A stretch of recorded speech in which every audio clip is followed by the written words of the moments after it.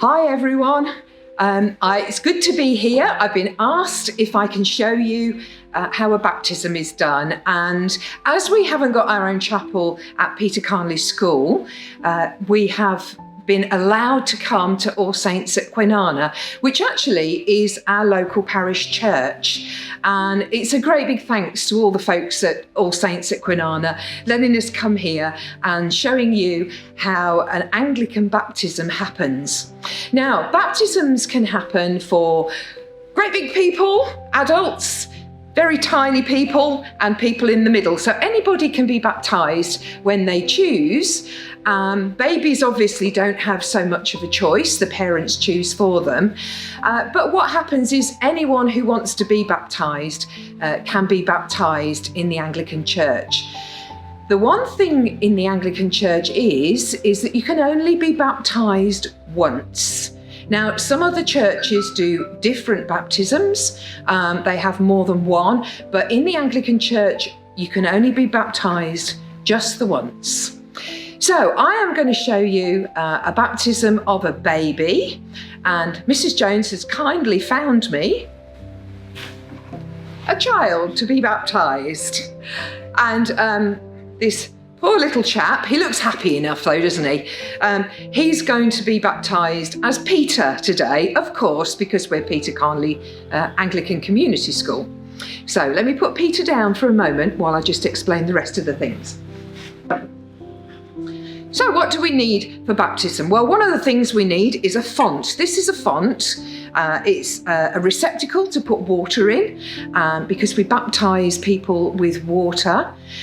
Jesus was baptised in the river by John the Baptist, and so we baptise people with water. And this is a beautiful, beautiful font. This is one of the reasons I wanted to come here and use this, because this beautiful font looks like there's water spilling out over the edge of it. So we need water, and this font is empty at the moment, and we need a light, and we have the candle lit to remind us that Jesus is the light of the world. So, what am I going to do? I'm going to get some water. This is just plain, ordinary water, and we pour the water into the font. So here we go, in it goes. And during the service, the priest, that is a person like me, will say some words to tell us why we come for baptism. Now, I think that Mrs. Jones has got a video to show you, or got some work to tell you about why we're baptised. I'm just showing you how we do it. So we pour some water into the font, and the priest says some words as the water is being poured into the font. Now, normally, in normal circumstances, there wouldn't just be me and little Peter over there at a baptism. It would be part of a Sunday service, and it would be usually with the church family here as well as the child's family, or the teenager's family, or the adult's family.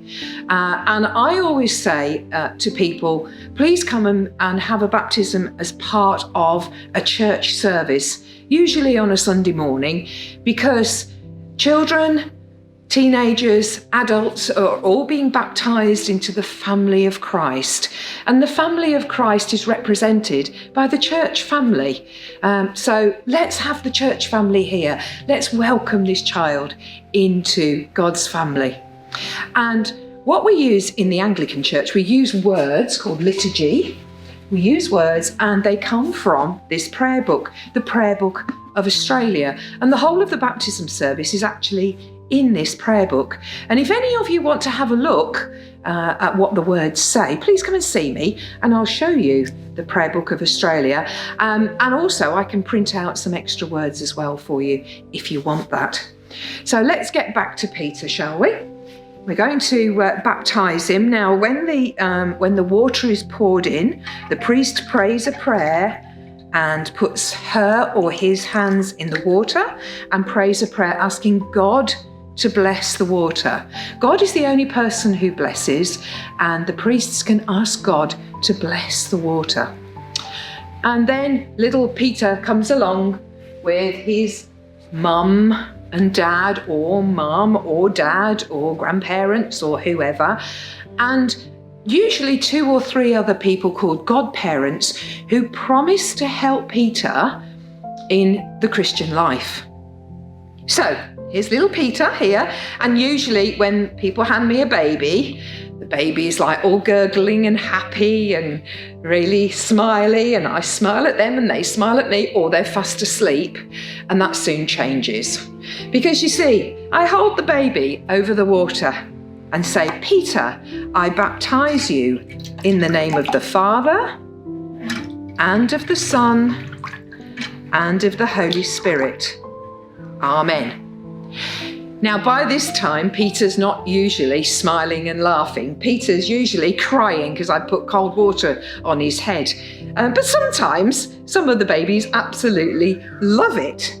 Now, as you saw me tipping the water on the baby's head, sometimes the priest will use their hand, or sometimes they will use a beautiful shell like this. And the shell is to scoop the water up and pour it onto the baby's head. And sometimes there's a shell shape and it's made out of silver or something like that. It's made of precious metal. But I use my hand because it helps me to get the water right onto the baby's head. Now, if it's an adult, sometimes we'll use a font, and sometimes we will baptize adults in a big pool. Either a pool that's built into the floor of the church, or we can take them out to a river or to a lake.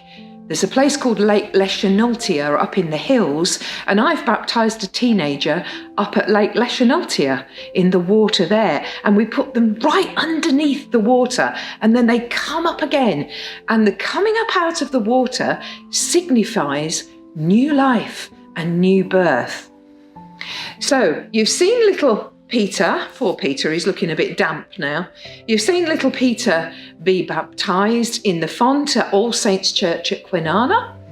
And I've told you a bit about other types of baptism, but if you want me to tell you any more, you can either ask me questions or you can find me, and I can answer lots and lots of questions about baptism, because I've done lots and lots and lots of baptisms.